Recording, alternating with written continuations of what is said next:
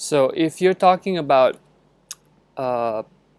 traditional, like classical theory and stuff, or even jazz harmony, it starts off by knowing triads. So we're talking about the sound of a major triad, major, and also sound of minor. So there's a lot of songs, if you listen to pop songs, it's usually major or minor. Those are the two basic sounds that you hear in chord progressions, major, minor. And then when you get more, slightly more colorful sounds, you hear the dominant. And this you hear a lot in blues, you know, like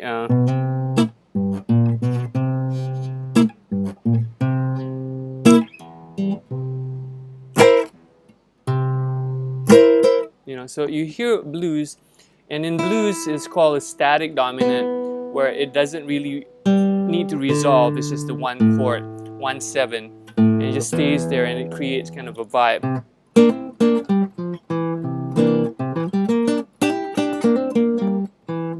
So that kind of thing is a dominant sound. So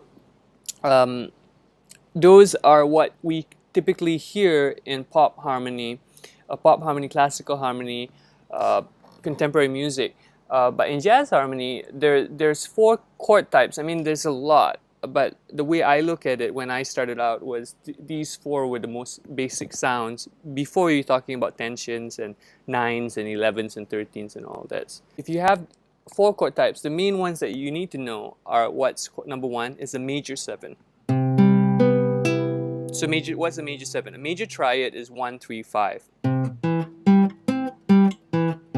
So do, mi, so, do, 1, 3, 5, C, E, G, C. Now a major 7 is C, E, G, B.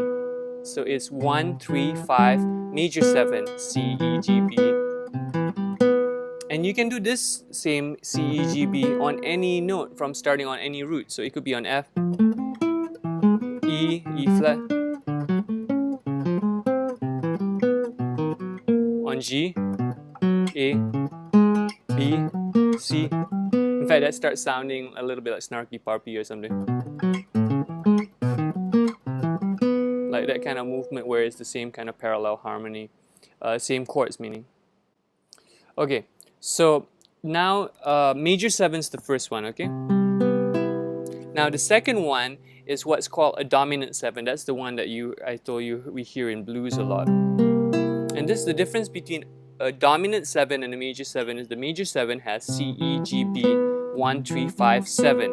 Dominant 7 is 1, 3, 5, flat 7, B flat. So C, E, G, B flat. And if you listen to the sound, and this is where it's very important, which is why I talk about that in the ear training course. Major 7 sounds very peaceful and serene.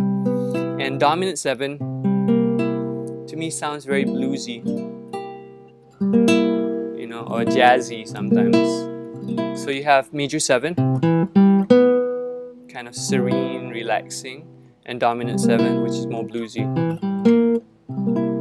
Okay, so those are the first 2 jazz chord types, major 7 and dominant 7.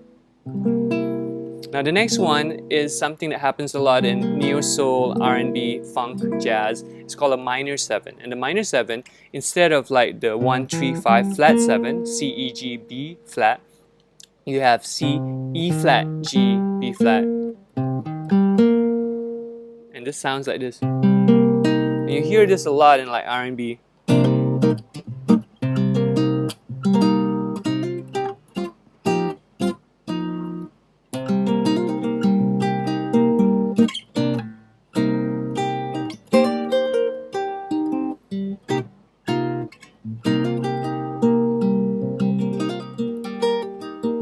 That kind of sound. And see, this to me, I mean, just the general sound has a little bit air of mystery.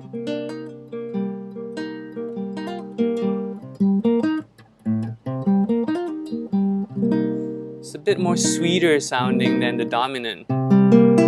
Very bluesy, major 7. Kind of, like I said, to me it's just serene and peaceful, the mood. Dominant is more bluesy. Minor 7,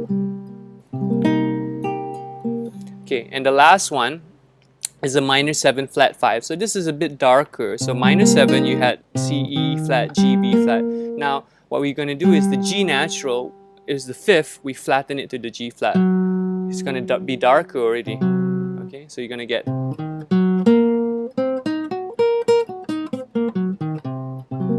See what I mean? So the sound, it's a bit more mysterious sounding. And that's the thing. So those are the 4 types. If you needed to add one more, which is beyond the scope of today's thing, but it's called a diminished 7. Minor 7 flat 5, diminished 7. That's a preview for something else in the future, another video in the future. So just to wrap up everything today. So there's 4 most important jazz chord types. Number 1 is major 7. Second is dominant 7. Third is minor 7. And fourth is minor 7 flat 5.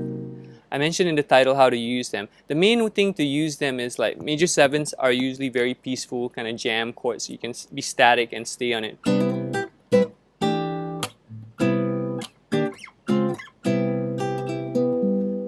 Dominant chords happen a lot in blues.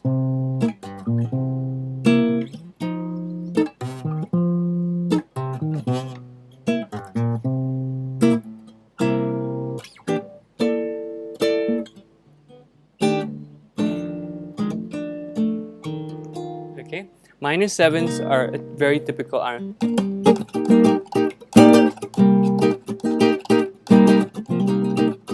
Okay, and minor 7 flat 5s, these happen more in jazz settings or very, very set minor songs. You'll hear stuff like.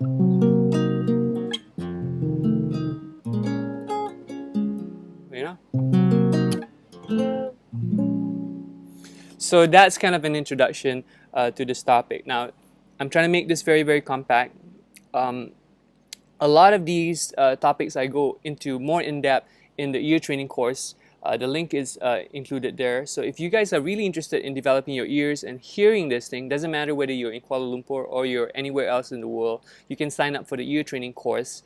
And you basically will learn all these different kinds of sounds, how to practice them, and also how it connects on the guitar, so you know how it sounds like and you know how to play it on the instrument. A lot of people have a disconnect. They can hear stuff but they can't find it, or they can find it but they don't know the names. So that's what the ear training course is about. If you're in Kuala Lumpur on March 11, there's an intensive, and it's a 3-hour intensive. We cover from very basics, from chromatic scale, major scale, to secondary dominance, altered dominance, this kind of stuff we're talking about today, but more in depth in 3 hours. And I'm going to give you guys just a lot of information and I'm going to give you guys handouts, and so you can actually really study this and get this into your playing. A lot of this knowledge, if you can get it into your playing, will help you in any style of music, from R&B to funk to neo soul to jazz to even people who play in church. Different kinds of styles of music are actually based on the same kind of theoretical and ear concepts, ear training concepts. So if you know how to hear it and you know how they're constructed, you know how to play it, you can become a better musician. A lot of people just play by rote. They just put their hands and play a chord, but they can't hear it and they don't know the names. So it's not necessary to know the names, but it's really, really helpful to communicate with other musicians and kind of develop your confidence. So thanks so much for watching. That's been today's jazz harmony lesson. Hope this has been helpful. If you guys have any questions, you're watching a playback of this later, just leave a comment below.